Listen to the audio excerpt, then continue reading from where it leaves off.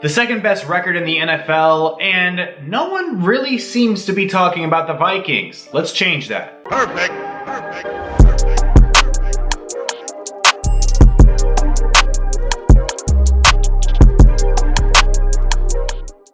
Well, the obvious face of success for these Minnesota Vikings so far has been the outstanding play of Justin Jefferson, grittying all over his opponents every time he scores a touchdown. Jefferson is top 5 in the NFL in a number of statistical categories, including receiving touchdowns, receptions, yards, and targets, and he just continues to make big play after big play, especially when these Minnesota Vikings need it on the offensive side of the football. But Justin Jefferson aside, the Minnesota Vikings aren't necessarily doing anything that's really, well, surprising. They aren't doing anything that's, over the top. They have an astounding passing game, or they have an astounding running game. Quite the opposite. They're kind of average to just maybe a little bit over average at best in a number of categories on both sides of the football. They are 10th in the NFL in passing yards currently, 11th in scoring. They are near the bottom half of the league in rushing yards per game, and that's all on the offensive side of the football. And then turning our focus to the defensive side of the football, they're also one of the bottom tier defenses as far as yards allowed per game in general. Bottom of the entire NFL in passing yards allowed per game. Pretty average when it comes to run stopping, and then again, pretty average when it comes to points allowed per game. However, the second best record in the entire NFL. So what really is clicking for the Minnesota Vikings? What is that big difference? I think generally the coaching change going from Mike Zimmer to now Kevin O'Connell has been a huge change in just general philosophy on the sideline. But when you take a look at the scores for every single one of these games, of the 10 wins that these Minnesota Vikings have, 9 of those wins were one possession games. And one of the critical things last year for Minnesota Vikings fans was that this team wasn't closing out games, that they weren't securing a lot of those big wins in these tightly packed and tightly contested matchups. And so far, the Minnesota Vikings this season have absolutely done that in games where things are coming down to the line, whether it be an offensive clutch performance to seal the game away, or defensively just make a big enough stand to again secure the victory. The Vikings are doing that time and time and time again. So obviously, just going to give them a little bit of credit there as far as, well, the Vikings are at least closing out these games. They're competing, they're winning, and they're winning at a high level. However, looking around the rest of the NFL and looking at the future of this franchise and where things are headed, and maybe for a moment before we even get there, let's take a quick step back. I mean, going into this season, looking ahead, the Vikings were considered one of the teams with the easier schedules in the NFL. And that's not necessarily to place blame or say, they're just playing cupcakes. You can only play who is on your schedule. And to their credit, again, they're just winning these games. However, now let's take that step forward, keep things on track.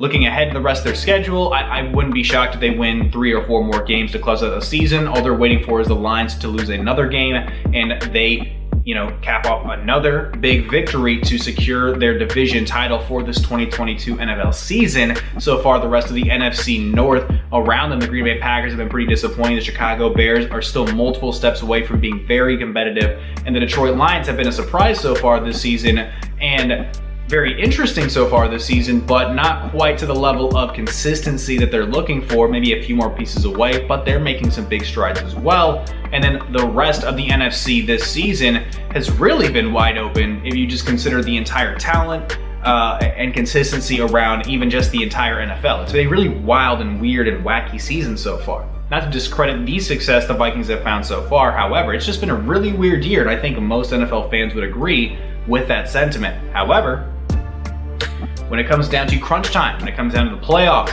when it comes down to the games that you absolutely need to win to move forward and to give yourself a Super Bowl bid, I'm really curious to see just how far these Minnesota Vikings can go.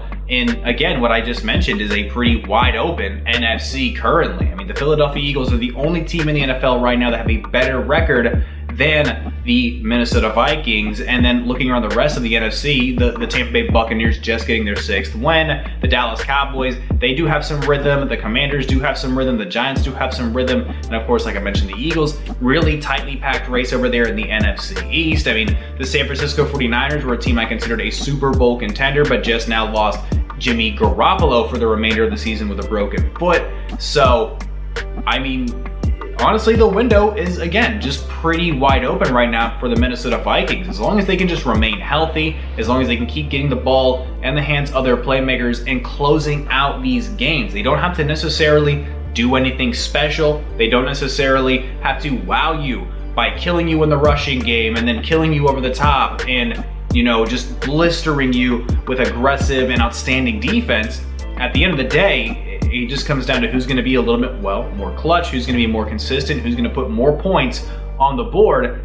And so far, the Minnesota Vikings have found those answers when they need them. They found the right solutions. They have the answers for the test when crunch time comes to crunch time. They're closing out these games. They're securing victories.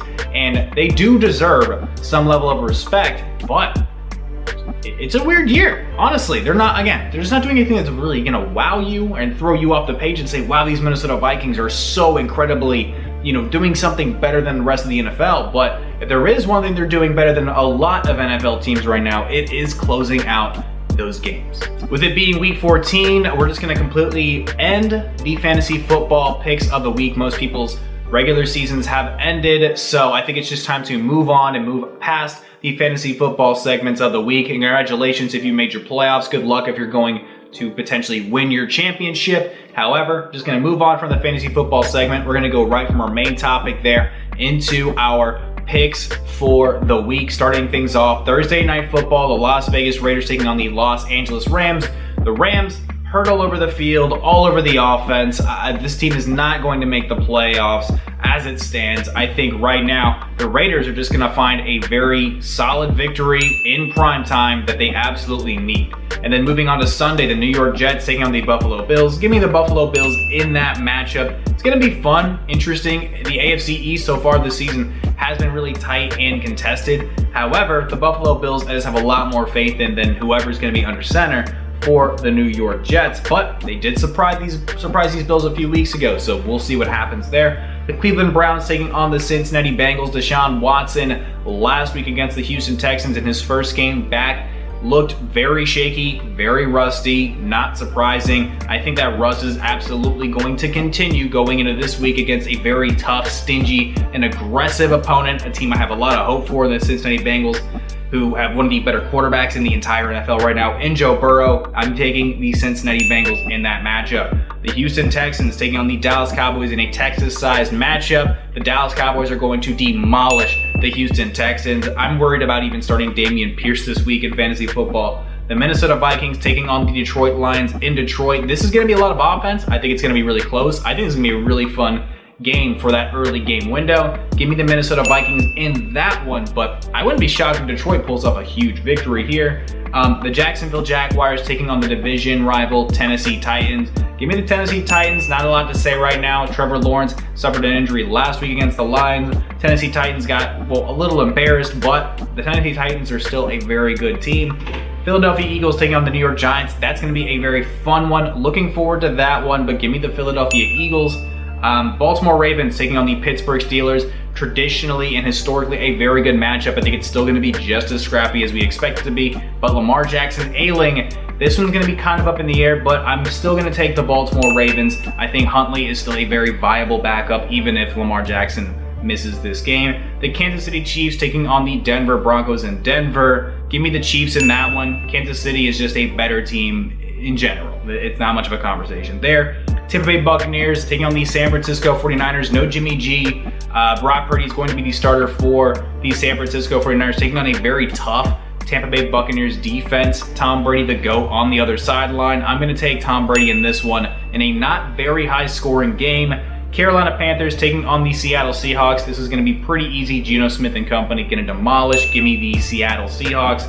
Sunday Night Football, Miami Dolphins, Los Angeles Chargers. Tua versus Herbert. You've got Staley and McDaniel, two very high-powered offenses just in general. I'm excited for this matchup, but I think the Miami Dolphins are going to take a big one on Sunday night. Then Monday Night Football, the New England Patriots taking on the Arizona Cardinals.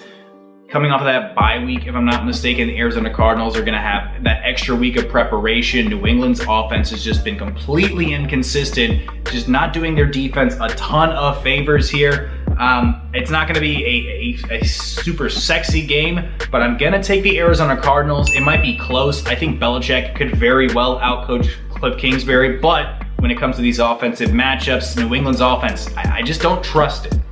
Then, looking at your bye week teams for Week 14, you've got the Atlanta Falcons, Chicago Bears, Green Bay Packers, Indianapolis Colts, New Orleans Saints, and your Washington Commanders. And that's all I got for you this week. Thank you so much for watching the video. Like, comment, share, subscribe. Get that bell on. My name's Tristan Blake Rines. I'll catch you in the next one. Adios.